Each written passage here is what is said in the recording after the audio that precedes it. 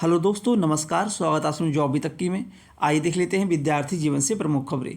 UP triple S C अधीनस्थ सेवा चयन आयोग द्वारा मुख्य सेविका भर्ती परीक्षा भर्ती परीक्षा का विज्ञापन जारी हुए धीरे धीरे 2 साल के तकरीबन होने वाले हैं। अब इस भर्ती परीक्षा में जब यह विज्ञापन जारी किया गया, उसके बाद इस भर्ती परीक्षा के साथ कहीं न कहीं विवाद बना हुआ था। पहला विवाद यह था कि बीएससी होम साइंस को लेके कि पोर्टल ओपन किया जाए और बीएससी होम साइंस को दोबारा आवेदन करने का मौका दिया जाए और उनकी भी परीक्षा ली जाए। लेकिन आयोग में विद्यार्थी जाते रहे। आयोग ने शासन से अनुमति भी मांगा, अनुमति मिली नहीं और ना ही पोर्टल ओपन हुआ। उसके बाद किसी तरह से परीक्षा हुई। परीक्षा होने के बाद रिवाइज आंसर की 4 माह बाद जारी की गई, यानी कल देर शाम रिवाइज आंसर की जारी की गई।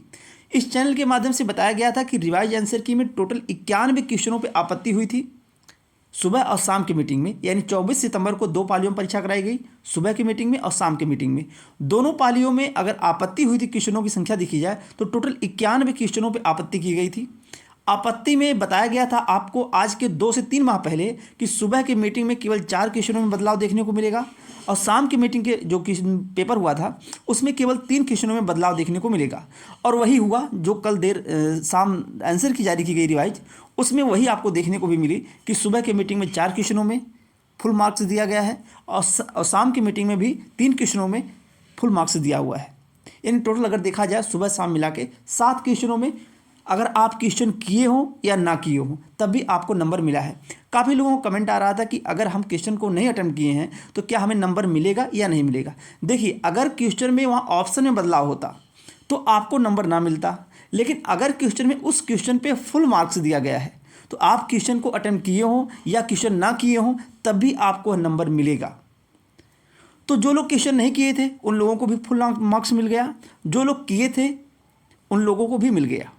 तो कहने का मतलब साफ साफ ये है, अब रिजल्ट और उसके साथ साथ डॉक्यूमेंट वेरिफिकेशन कब तक हो सकता है, क्या मुख्य सेविका भर्ती की रिवाइज आंसर की के बाद कट ऑफ बदल सकती है, इन सब की संपूर्ण जानकारी आपको इस चैनल पे मिलेगी। जो कि अभी तक जो भी जानकारियाँ मिलती रहीं इस चैनल के माध्यम से सही और सटीक जानकारियाँ मिलती रहीं। तो आप लोग चैनल से जुड़ जाइए और शेयर भी करिएगा ताकि निकट भविष्य में आने वाले भर्ती विज्ञापन की सही सटीक जानकारी मिल सके। आइए बात करते हैं विस्तार से। आज हम बात करने वाले हैं बीपीओ यानी ग्राम पंचायत अधिकारी की बेस्ट बुक के बारे में, जो कि चक्षु प्रकाशन की है, जहां आपको 25 प्रैक्टिस सेट मिलेंगे और 2400 प्लस वो वैकल्पिक प्रश्न देखने को मिलेंगे। सिलेबस के अकॉर्डिंग यह बुक तैयार की गई है। इसमें आपको पूरा सिलेबस कंप्लीट किया जाएगा, यानी जो 100 प्रश्नों की संख्या होगी 100 नंबरों की, वहां पे 25 प्रैक्टिस सेट देखने को मिलेंगे, जिनमें प्रैक्टिस सेट आप लोग देख रहे होंगे सभी टॉपिक से क्वेश्चन देखने को मिलेंगे। टॉपिक वाइज आप तैयारी कर सकते हैं। तो यह बुक आप परचेज कर सकते हैं, दिए गए लिंक डिस्क्रिप्शन बॉक्स में, वहां से आप ये बुक परचेज कर सकते हैं, जो कि यूपी ट्रिपल एस सी अधीनस्थ सेवा चयन आयोग के ग्राम पंचायत अधिकारी यानी बीपीओ के लिए बेस्ट बुक होगी चक्षु प्रकाशन की। मुख्य सेविका भर्ती परीक्षा का विज्ञापन जब जारी किया गया था तो टोटल 2693 पदों पे यह विज्ञापन जारी किया गया था। और 2693 पदों में अगर कैटेगरी वाइज देखा जाए तो जनरल के लिए 1079 पद, ईडब्ल्यूएस के लिए 269 पद, ओबीसी के लिए 727 पद, वहीं एससी के लिए 565 पद और एसटी के लिए 53 पद, इतने पदों पर यह विज्ञापन जारी किया गया था। टोटल 2693 पदों पे। अब आपकी रिवाइज आंसर की तो जारी हो गई है, अब रिजल्ट आने वाला है। रिजल्ट अभी रुकेगा जब तक आपकी कोर्ट की सुनवाई नहीं हो जाती है, क्योंकि इस भर्ती पर अभी स्टे लगा हुआ है। स्टे यानी कि जब तक स्टे हटेगा नहीं तब तक इस भर्ती का रिजल्ट जारी नहीं होगा।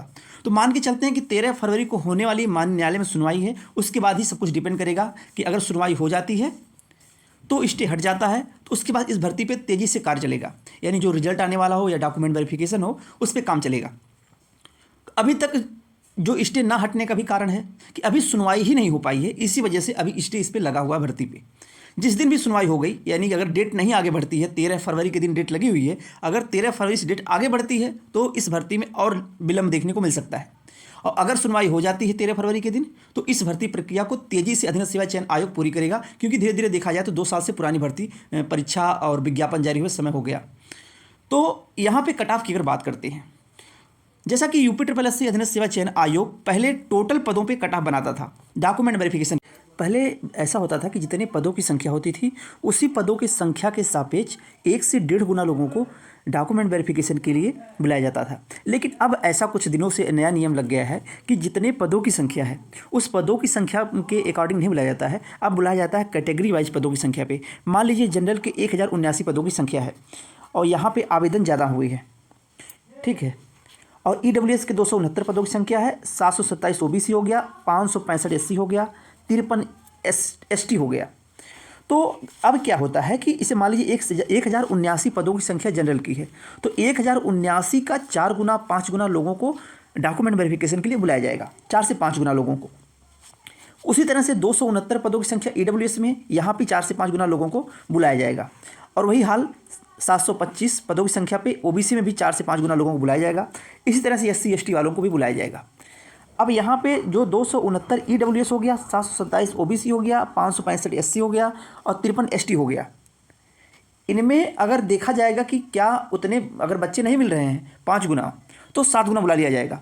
अगर ज़्यादा बच्चे मिल रहे हैं तो 2 ही गुना बुलाया जाएगा, लेकिन बुलाया उतना ही जाएगा, जैसे कि पदों के सापेक्ष ही बुलाया जाएगा, कैटेगरी वाइज। ऐसा नहीं कि 2693 पदों की संख्या के अनुसार बुलाया जाएगा, नहीं, यहाँ पे कैटेगरी वाइज पदों की संख्या के साथ बुलाया जाएगा। कैटेगरी वाइज अगर पदों की संख्या है, आयोग चाहता कि हम इसमें विद्यार्थी कम है तो ज़्यादा गुना लोगों को बुलाएगा, अगर विद्यार्थी ज़्यादा है तो कम गुना लोगों को बुलाएगा।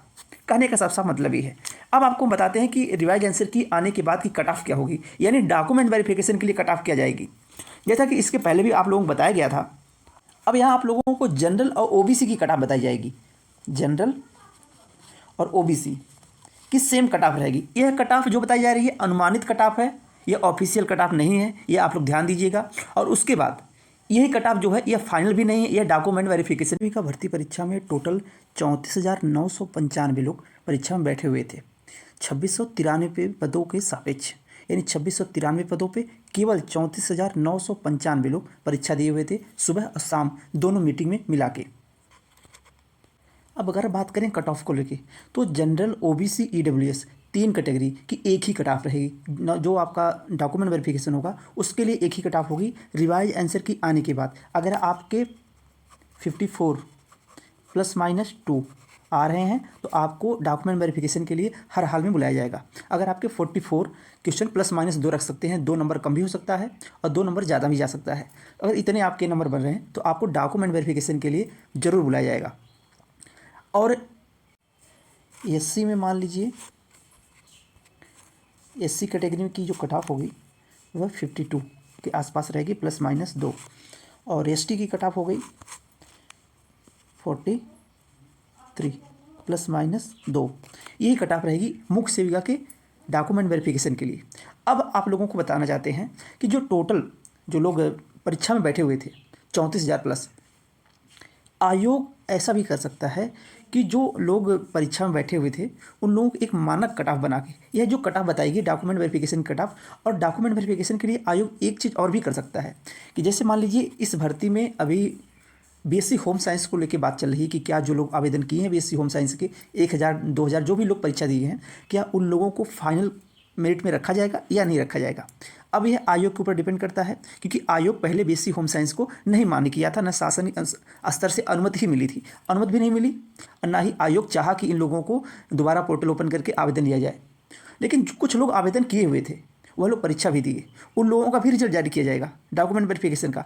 लेकिन डॉक्यूमेंट वेरिफिकेशन में जब आपका डॉक्यूमेंट चेक किया जाएगा तो वहाँ पे आयोग क्या कुछ आयोग के ऊपर डिपेंड करता है कि क्या उन लोगों को मौका देगा फाइनल रिजल्ट में या नहीं देगा।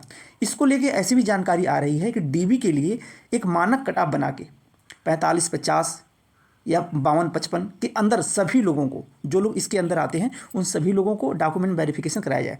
डॉक्यूमेंट वेरिफिकेशन होने के बाद जिनके पास वो डिग्री होगी जो आयोग अपनी विज्ञप्ति मांगा हुआ था, वह क्वालिफिकेशन वो रखते होंगे, तो फाइनल कट ऑफ आयोग बनाएगा।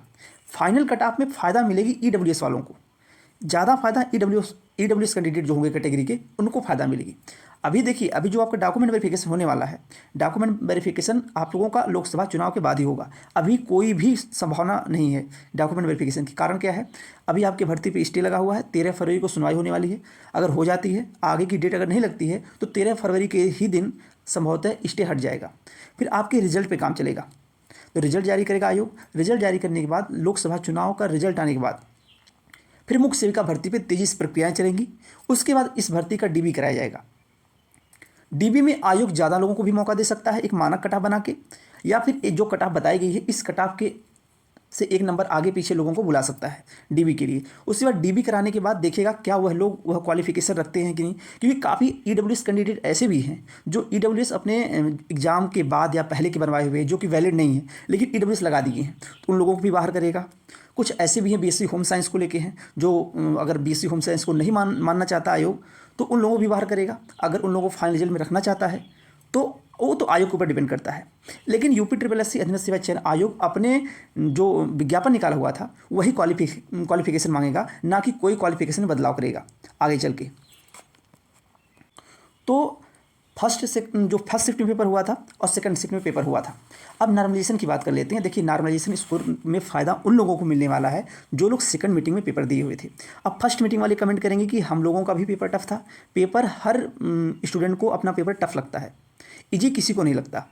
लेकिन एक आंकड़े के अनुसार अगर देखा जाए, अगर दोनों पेपर का लेवल देखा जाए, और इस चैनल के माध्यम से नहीं हर जगह से आप पता कर लेंगे, यही आपको सुनने को मिला होगा या देखने को मिला होगा कि सेकंड मीटिंग का जो पेपर था 24 सितंबर को, वह paper moderate to tough paper आया। नॉर्मलाइज स्कोर में क्या होता है कि जो पेपर टफ आता है वहाँ पे 2 से 4 नंबर बढ़े हुए मिलते हैं और जो पेपर ईजी आता है वहाँ पे 1 से 2 नंबर घटे हुए मिलते हैं।